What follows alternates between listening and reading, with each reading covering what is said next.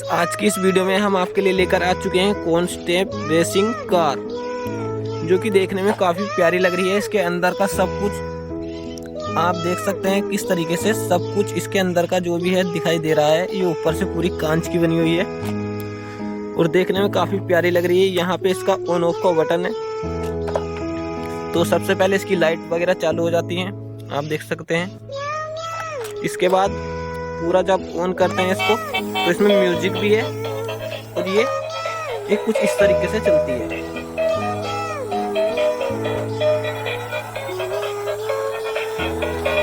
ये आप देख सकते हैं।